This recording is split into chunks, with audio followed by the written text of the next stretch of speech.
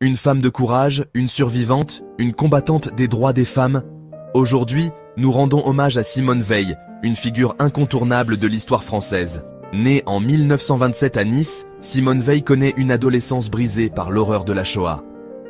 Déportée à Auschwitz à seulement 16 ans avec sa famille, elle survit à l'enfer des camps, mais perd ses parents et son frère. Auschwitz ne m'a jamais quitté, c'est une cicatrice à vie. Après la guerre, Simone Veil se reconstruit et poursuit des études de droit et de sciences politiques. Elle devient magistrate et se spécialise dans les questions pénitentiaires et humanitaires.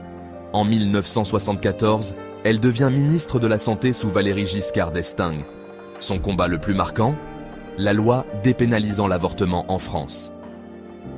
Face aux attaques et aux insultes, elle tient bon. Aucune femme ne recourt de gaieté de cœur à l'avortement. Il suffit d'écouter les femmes. Malgré une opposition féroce, la loi est adoptée en 1975, une avancée historique pour les droits des femmes. En 1979, Simone Veil devient la première femme présidente du Parlement européen. Elle défend sans relâche les valeurs démocratiques et les droits de l'homme. Simone Veil nous a quittés en 2017, mais son combat reste gravé dans l'histoire. En 2018, elle entre au Panthéon aux côtés des plus grandes figures françaises. Je n'aime pas les honneurs, mais je crois à la mémoire.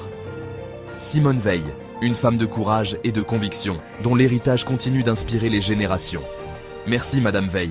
Abonnez-vous pour plus d'histoires inspirantes.